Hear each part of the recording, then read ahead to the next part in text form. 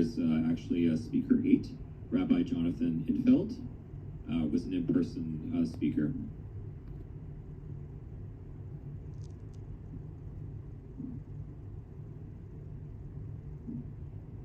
Good afternoon, Rabbi. Good afternoon. You have up to 5 minutes. Please go ahead. Thank you, and I want to first of all thank you and commend you all for making this one of your first priorities. I could not imagine a more important agenda, a more important aspect of your job to take on than the fighting of anti-Semitism. I also want to tell you and apologize that I missed my opportunity to speak earlier today because I was performing a funeral. And actually, this is so important to our community that the family of the deceased actually made sure to do their best to organize the time of the funeral around when I would not be speaking. And unfortunately, it turned out that I was. I am Jonathan Infeld. I'm the rabbi of Congregation Beth Israel. I am also the head of RAV, the Rabbinical Association of Vancouver, and one of the 3 co-chairs of the Canadian Rabbinic Caucus. Professionally, I am standing here today to speak to you as a representative of the mainstream Jewish community of Vancouver and Canada. I am here speaking today on behalf of the majority of Vancouver and Canadian Jews. I also, though, am here speaking to you today as Jonathan Infeld. And I'm speaking to you today as the son of 2 Holocaust survivors. My mother escaped from Germany in 1938 with her parents, my father, her father, who had an arrest warrant for Dachau, and my father survived 1 year of the Krakow ghetto, 4 years of concentration camps. I am the son of survivors. I never knew the rest of my father's family because they were all murdered because of one reason and one reason only. That is, that they were Jewish. I never knew my grandparents, my aunts or uncles, and it is important for this council to understand that it wasn't that they wanted to stay in Poland. In fact, for the years leading up to the Shoah, to the Holocaust, they were actively teaching their family and their children Hebrew so that they would be able to emigrate to Eretz Israel, to the land of Israel. And the doors of the land were shut. And thus they were caught in Poland and murdered because there was no country that would accept them. There was no country that would give them the opportunity to live. I am here also as the rabbi of Congregation Beth Israel, a synagogue that every single year for the last 4 years has spent tens of thousands of dollars on security, because as far as I know, synagogues are the only sacred spaces in the city that have to have continuous security for every function and every service that we do, including my daughter's bat mitzvah that we celebrated this past Saturday night and her party.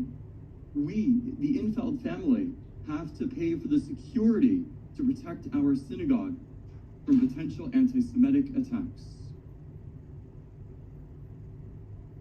You've heard, unfortunately, many misnomers today, many lies, many things that simply weren't true. But it is important for us to study history. It is important for us to understand that the Jewish people didn't just leave the land of Israel 2,000 years ago because we wanted to. We were taken away in chains as slaves. We did not move to Europe over the course of that time because that's where we wanted to go to, or to African countries, or to Middle Eastern countries because that is where we wanted to go to. We were there because that is we were taken as slaves. For 2,000 years, and our religious tradition actually calls upon us continuously in every aspect of our religious tradition to look towards Israel, to look towards the land of Israel, there is absolutely no separation between our religious tradition and the land of Israel. What we are doing today, by defining anti-Semitism, by giving a word, by giving voice to the very ideas that have been promulgated over the course of 2,000 years that have led to the murder of Jews, gives us an opportunity to fight anti-Semitism. And by the way, the members of my synagogue are rightfully so often frightened. Rabbi Infeld, so sorry to do this. Not a problem. You are at time, but you do have a question from Mayor Sim, so you'll have another 3 minutes. So, Mayor Sim, and actually another question from Councillor Kirby-Young after. Mayor Sim, please go ahead. So a couple of things, if you can continue with that story, and then I do have one question, and the question is, you say you speak for the majority. If you can elaborate a little more on that, that'd be great. So first of all, I would suggest that the many members of my synagogue are rightfully so when they come to synagogue frightened of what could take place. We remember 4 years ago the worst single attack on Jews in North America, in Pittsburgh, Tree of Life Synagogue, the city in which I happen to have been born and grew up. And especially since that day, we have been concerned and we have real security issues. Real security issues that I have to say, the Vancouver Police Department have been exceedingly good at protecting us, always there for our needs. But even just a few weeks ago, we had a security issue. We had to have the Vancouver police come and arrest an individual who had inappropriately entered our building. We are grateful for what the VPT has done, and we are grateful for the security that they have provided us. When I say that I speak for the majority at this point of Canadian Jewry, what I mean is that as a representative of RAV, as the head of RAV, the Rabbinic Association of Vancouver, and as a member of the Canadian Rabbinic Council, I am one of the rabbis who truly represents the majority of the people who are affiliated with Jewish life, the majority of the Jews of this country, and the majority of the Jews of the Lower Mainland. Thank you. Thank you. Thank you. Councillor Kirby-Young, over to you. Yeah, thanks, Chair, and thanks, Rabbi, for coming to speak today. I guess I want to zero in on one question, and I know that you've been here through the afternoon and hearing a lot of the debate. What message do you think it will send to Vancouver's Jewish community, and how do you think the Vancouver's Jewish community will feel if Council, for example, were not to wholeheartedly support this definition? I can't tell you how many people said to me, encouraged me to speak today. I had a number of meetings that I had to cancel.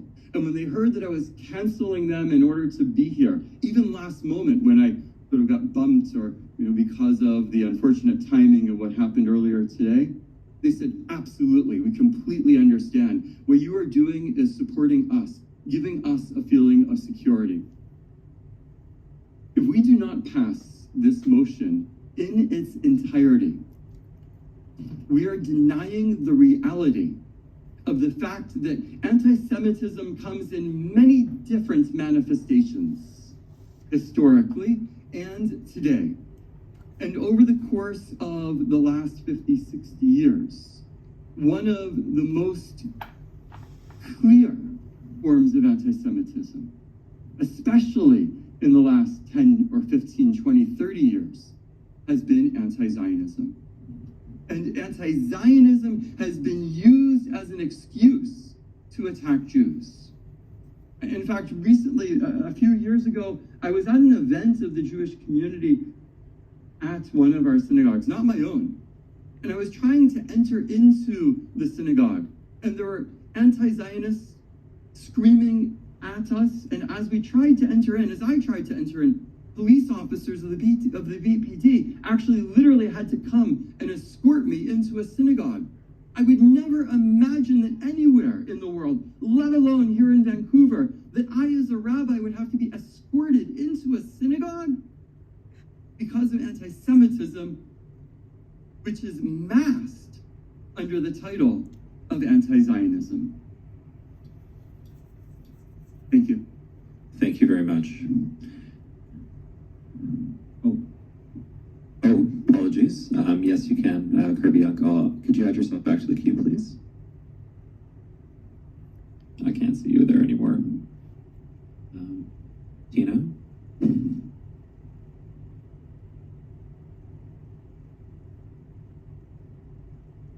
Okay, great, thanks.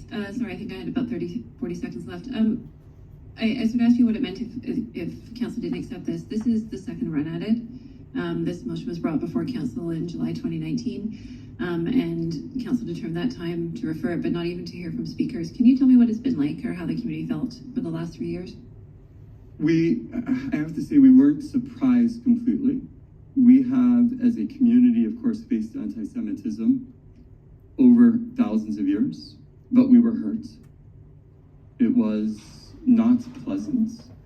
And we, of course, were looking forward to the day when we would have the educational opportunity to be able to define anti-Semitism and to be able to hopefully not cure anti-Semitism, because we know that that's never going to happen, as has been said, but to begin to take steps in the right direction of not only fighting anti-Semitism, but fighting racism of all kinds. So I really encourage everyone here today to do the right thing, to do the morally right thing, and to vote in favor of this motion. Thank you, Rabbi. Thank you. Thank you both.